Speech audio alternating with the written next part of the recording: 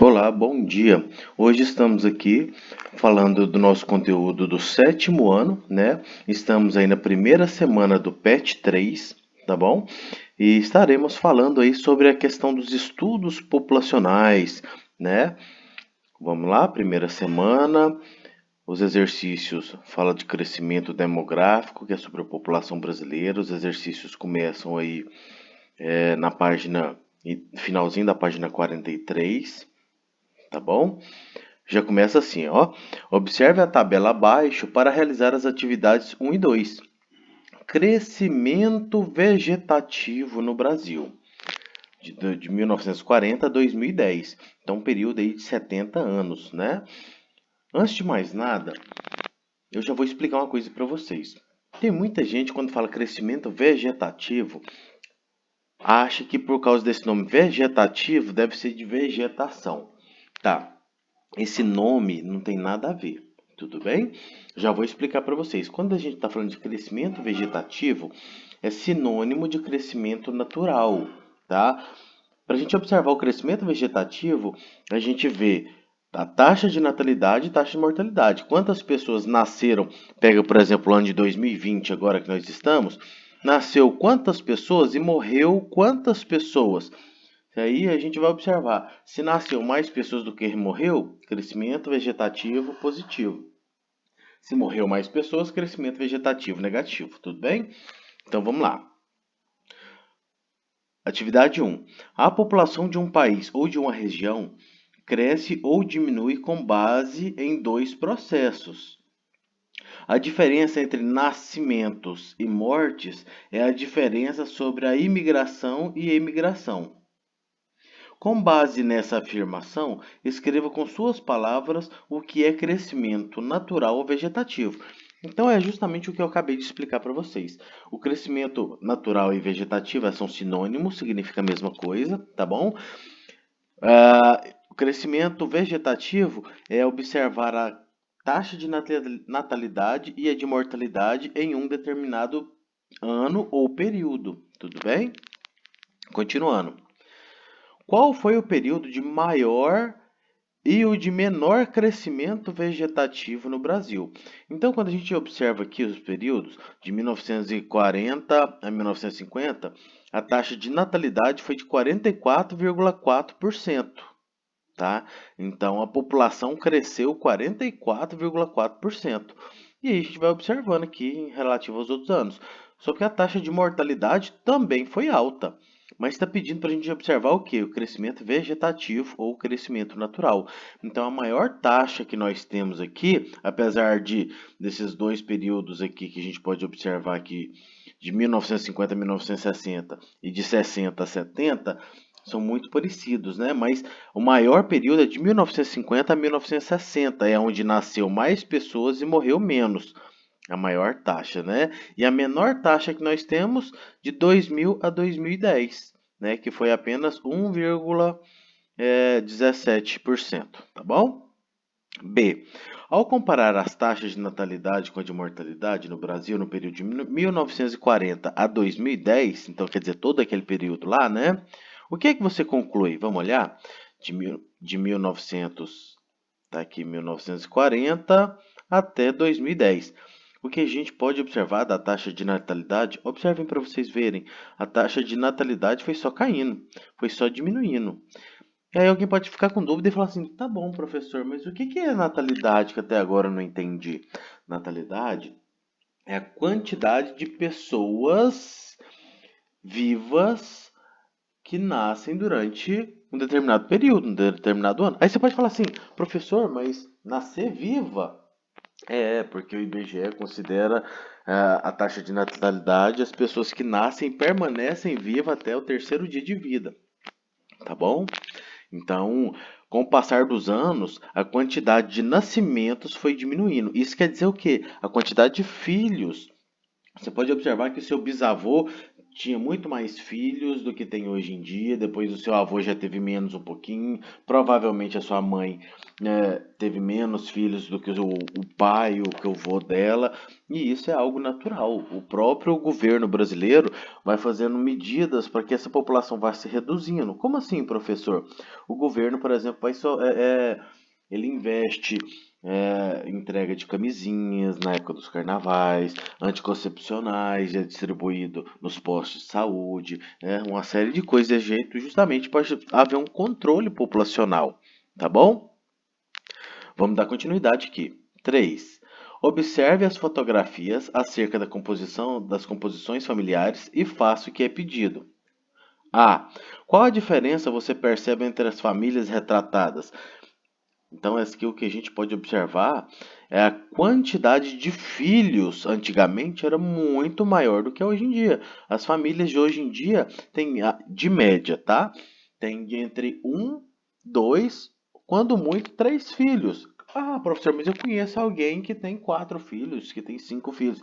Tudo bem, mas aí já é uma exceção na nossa sociedade. Porque a média brasileira hoje está entre a, cada mulher ter em média 2,1 filhos. Quer dizer, então uma família vai ter um, outros vai ter dois, outros vai ter 3, mas a grande maioria vai ser isso aí. Tudo bem? Estabeleça uma relação entre as fotografias e o que foi estudado nessa semana. Pesquise e converse com seus familiares sobre o motivo que levou a essa nova composição familiar.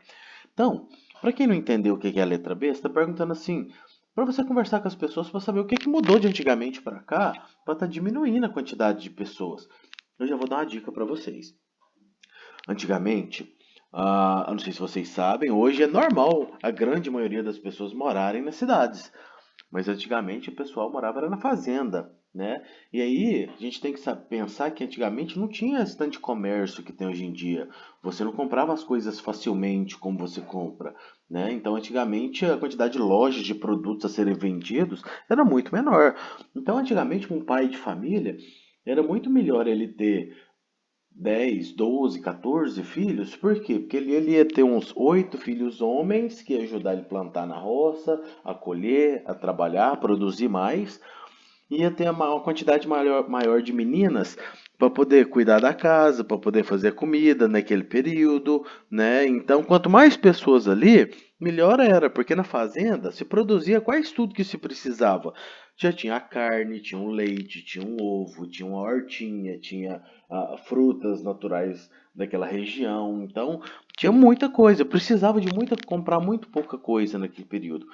Quando começa a industrialização no Brasil, que o pessoal começa a sair da zona rural e ir para a cidade, que a gente chama de êxodo rural, é que aí começa a mudar essa composição. Por quê? Porque quando essas famílias grandes chegam nas cidades, elas começam a observar a grande dificuldade que era, porque a gente não podia produzir as coisas mais na cidade. Né? Tudo que precisava tinha que ser comprado. Né? Então, esse é um dos motivos que começa a diminuir a população. Outra, a taxa de natalidade, né? Outro motivo é esse controle que o governo começou a fazer a partir de 1970, que é a entrega de anticoncepcionais, esse tipo de coisa, tá? Então, mas de qualquer maneira, converse com seus pais aí e vejam o que eles vão responder, tudo bem? Observe o mapa para realizar as atividades 4 e 5.